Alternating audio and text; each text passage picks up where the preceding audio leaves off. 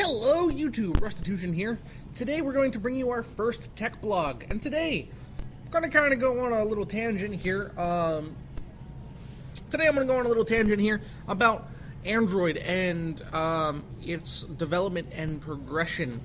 So this is going to be more of a history lesson for those of you who are paying attention, and I'm no Android history buff, but if I do say something wrong or there's something you want to correct me on, please feel free to let me know. Let's make this kind of a discussion. Of course, it'll be after the fact, after I post the video, but feel free to leave comments, and I will respond back to you.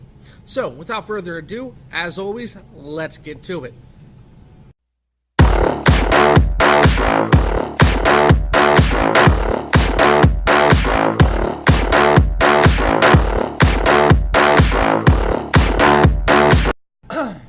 Yet another camera change.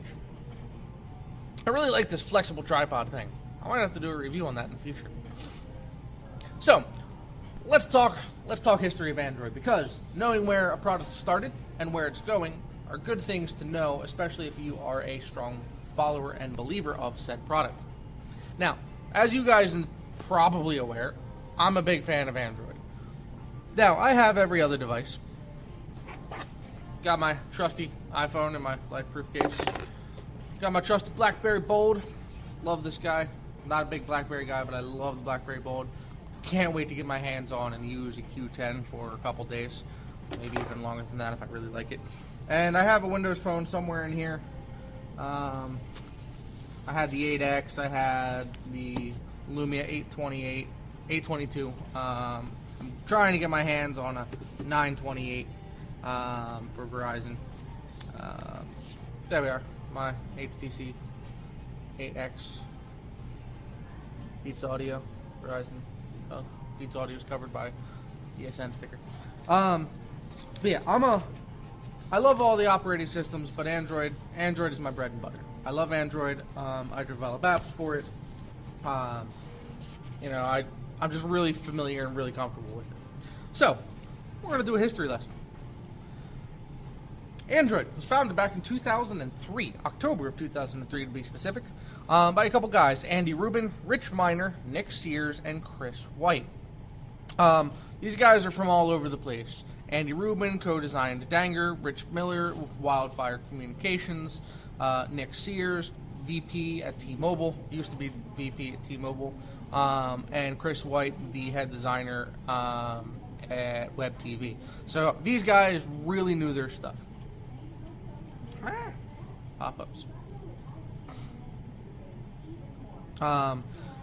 What they were looking for, and Rubin said it just like this: smarter mobile devices that are more aware of its owner's location and preferences. That is what they were looking to do, which back in 2003 was huge. A phone that knew what you wanted and knew where you were and could tell you everything about where you were and what's around you. Really ingenious, really complex idea. So that's where it started as. And from there it kind of grew. So they started working on it, trying to compete with Symbian and Windows Mobile, because Apple came out a little bit later. But they didn't have a whole lot of financial support. So in 2003, not too long thereafter, they ran out of money. So Steve Perlman bought, was a really cool, wow, sorry, I my notes, didn't read all my notes. So the same year when they ran out of money, a friend of Rubin, Steve Perlman, brought him an envelope of cash and said, I don't want any stake in the company. As the product started to grow, it started to grab some attention, and Google acquired Android Inc. in August 17th, 2005, and they bought the entire company. Now, Paul Rubin, Miner, White, they all stayed with the company and worked with it. I mean, it was their brainchild. It's one of the cool things about Google. When they do take over something, they don't fire everyone and put in their own guys. They're like, we like what you do. Here, keep doing it. We're just going to give you money. And lots of it, because we're Google and we proactively print money. Um, so it started to grow, and being that they wanted it to be economical and open, they built it off of Linux. And Google marketed it towards manufacturers and carriers.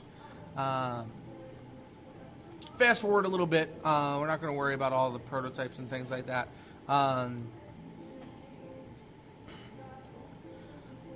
In November 5th, 2007, there was a huge announcement from Google and a whole bunch of manufacturers, HTC, Samsung, as well as carriers, Sprint, T-Mobile, AT&T. I'm sure there were some European carriers that hopped on too.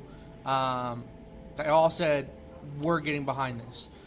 Qualcomm and Texas Instruments got behind and said, we're going to make hardware for it. We're going to make chipsets. We're going to do all the intricate stuff for Samsung and HTC. And October 22nd, 2008, the G1, the original Android phone, the HTC Dream, named the G1, was released on, here in the United States, T-Mobile. I don't think AT&T had a variant. I could be wrong on that. If so, let me know right down there, because I didn't have AT&T or T-Mobile at the time. Since 2008, Google has kind of taken off. So let's go through the versions of Android. Back in 2008, it was released with the beta version. April 30th, 2009, Android 1.5, otherwise known as Cupcake, was released. There are no phones currently running on Cupcake, according to the distribution from June 3rd, 2013. September 15th, 2009, so only a few months later, Donut 1.6 was released. This is when a lot of people really started getting on board. The HTC Hero, the Samsung Moment, all came with Donut. Those are Sprint phones. Those are the ones that I knew, because at this point I was working for Sprint. In October of 2009, so again, not long after Donut, Eclair came out, and that became the bread and butter. That was the forefront for Google. It was at that point the most stable and the most battery efficient. Then in May of 2010, so we're talking 7 months later, Froyo, or frozen yogurt, was released. And frozen yogurt's actually running on 3.2% of the phones that are still in use, which is a lot more than I thought would be. Froyo did really well. Froyo kind of took the market and unified it a little bit. A lot of phones that came out before that were eventually updated to 2.2 and were a lot more stable at that point. Better battery life, smoother performance, and some really cool features. At this point in time, people were comparing Android to Apple, saying, oh, everything's starting to, they're trying to be Apple, they're trying to be the iPhone. And this is where Google really needed to distinguish itself and really set the bar. And in December of 2010, Gingerbread was released. And Gingerbread was the first long-term update for Google. Up until Gingerbread, Android was updated every 6 months to a different version. Cupcake, Donut, Eclair, Froyo, and then Gingerbread. Gingerbread stayed king of Android for quite some time. Gingerbread was updated a year later to 2.3.3, which was and is actually the most populous version of Android out there. 36.4% of all Android phones still running Gingerbread 2.3 to 2.37. 2.3.3 to 2.3.7. My mistake. And a lot of things were really important for Gingerbread. battery life. Everyone was complaining about battery life. Now you have to remember, at this point, you had so many phones with huge screens and super fast processors that were running on large die chips, meaning that the processors were not super efficient, and the dies or the channels for the electrons and information to move through were wide and inefficient. But Gingerbread really did a good job at improving battery life and stability. Gingerbread is one of the first versions of Android that had a built-in task manager from Google. And that really helped Android out because that allowed the phone to monitor what was killing the battery and come up with a better solution and shut things and suspend things that were not being needed. Then Google came out with something that I'm not a fan of, Honeycomb. And Honeycomb, I think, was a necessary evil, and it was specific to tablet devices. And at this point, the few tablets that were out, the Samsung Tab 7-inch, I can't think of any others that were out, to be honest, were running Gingerbread. And so you had a phone interface on a 7-inch tablet comparable to this guy right here. So you're running this like it's a phone. Now, 7-inch tablet you can wield one-handed, and you can kind of use one hand. No, it's really still two-handed. But so Google saw a need to change that, and they came out with Honeycomb. And Honeycomb, specific to tablets, was a little buggy. It was kind of a step backwards, in my opinion. The performance wasn't quite there. And then they decided, you know what? We need to change this because it's not working out. So they came out with Ice Cream Sandwich. And Ice Cream Sandwich, still running 26%, on 26% of all Android devices, was the beginning of the golden age for Android. And the reason why is when they finally realized, hey, we need to unify everything. This whole gray and dark green theme, it's not really working. It's not pretty. And this was the first time when they said, you know what? We want this to start to look good. Because at this point, Android was relying on manufacturers like HTC and Samsung to have their own skins and themes to make Android look a little better. But with the Ice Cream Sandwich was on the Nexus S, they really wanted something that looked sleek. So Ice Cream Sandwich was really key for that because that is what started the I want to say the Halo theme, the dark black, the dark gray, almost black, and the light blue skin that you see on all of the Google phones, the Nexuses, and even underneath everything if you root your phone and throw on some of the standard AOSP or CyanogenMod ROMs. Ice Cream Sandwich was fantastic. Ice Cream Sandwich came out in December of 2012. December of 2011, and which was a full year after Gingerbread, which was huge. And Ice Cream Sandwich totally changed the game.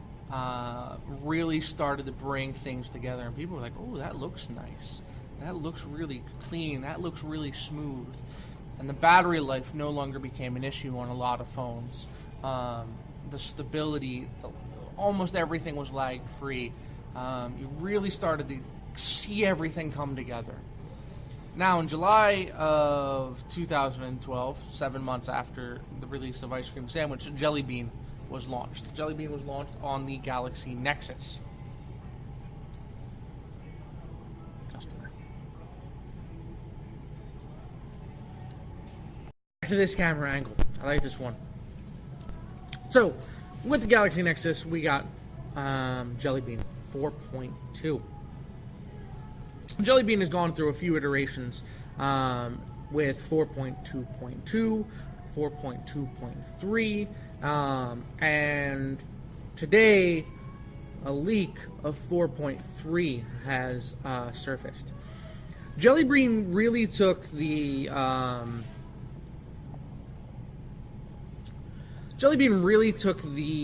theme and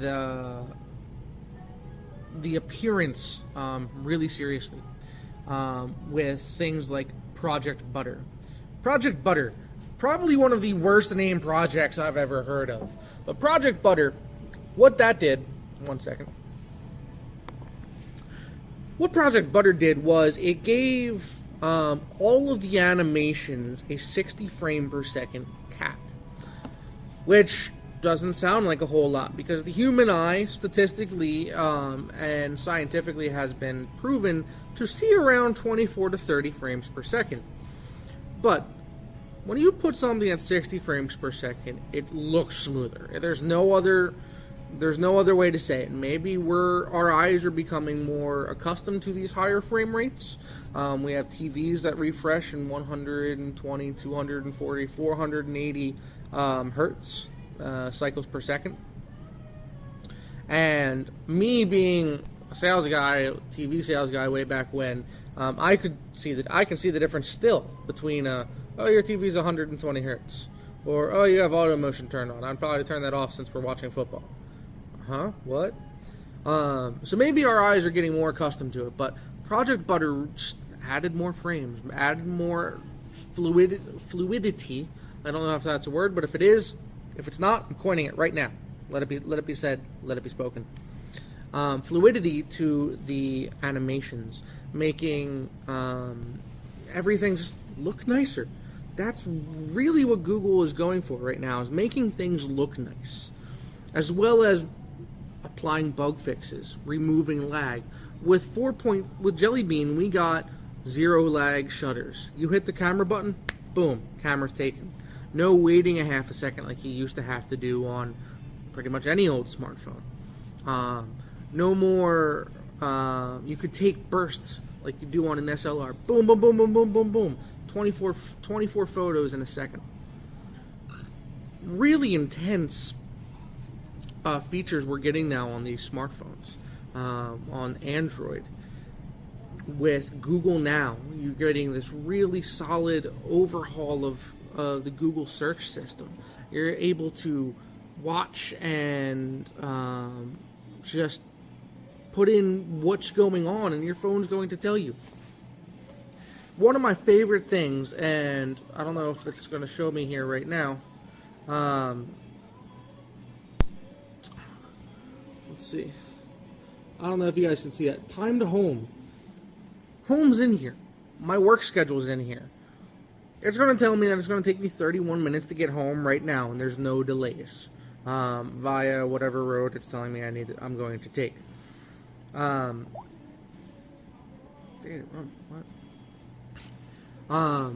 The other feature is I load my work schedule. I work a bunch of different stores. Sometimes I'll work 6 different stores in a 7-day period. So I put my schedule in there. My phone, 15 minutes before, says, hey, you need to leave in 15 minutes. Otherwise, you're not going to be there on time. And Google's definition of on time is 10 minutes early. I like that. If you're 5 minutes early, you're on time. If you're on time, you're late. I think that was from Drumline. My dad also says that. So, good words to live by.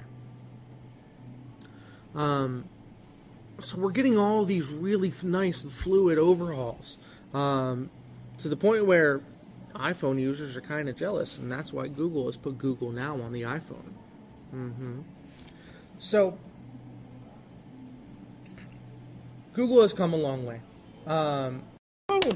Another camera change.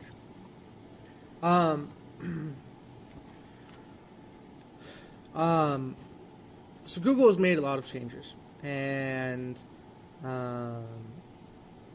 with especially on the price market. Now you can get the Nexus 7 for $200, a full-fledged quad-core 7-inch tablet for $200.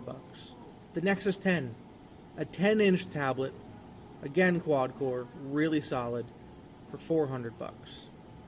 The Nexus 4, a really solid smartphone. I don't know the price on that. I think it's $350. I don't have it, so let me know if I'm wrong. Right down there, as usual. Again, a really solid smartphone. Not as fast as some of the new things that are out, but it came out a year ago. So a lot of things have changed, and Google is now that they have the appearance of a well-polished and well-oiled machine, now they're adding more functionality. They're adding even more polish, making things even smoother and even faster on the same hardware. So we're getting there. We're getting to be one of the most, and actually it is the most popular mobile OS there is. I don't have that exact statistic here in front of me, but Android is on more phones and more tablets than any other operating system. So Google's coming. Google's coming with a vengeance, and they're not going to be stopped anytime soon. But they're on the top, and when you're on the top, that means people are aiming for you. So I really hope that Google's newest systems and upgrades are going to promote strong competition. So that's the history lesson of Google. One note here, March 13th of this year, so just a couple months ago, it was announced that Andy Rubin has moved on from Android to another Google product. And he was replaced by Sundar, who is in charge of Chrome and Chrome OS. So we should see some really solid things come from Google Android. Sundar has done a many things with Chrome and Chrome OS, which I should probably get my hands on a Chrome OS book, Chromebook. Talk to you guys and show you that. Well, got a lot of things that I want to do for you guys now. This is my first tech blog, so if you want to see something else or you don't like something about this, or if you think this entire idea is stupid, let me know. Tell me. I'm always open to suggestions. If you have something for me to talk about, let me know down there, as usual, and I'll talk about it. Pretty much everything's fair game as long as it's tech related. If it's not tech related, that'll be a good thing to show on the Roundtable, which is a product I hope to start in the upcoming weeks, maybe a month and a half from now. So, till next time, this is Rustitution. Be sure to check back 5 days a week. Right now 4, but 5 days a week, currently 4, for more videos from phone reviews on Monday. Tuesday, Roundtable, still work in progress. Wednesday, Thursday, accessory and application reviews. Can't remember the order there. And on Friday, the tech blog, what we are watching right now. So, till next time, YouTube, have a fantastic weekend, and I'll see you next week.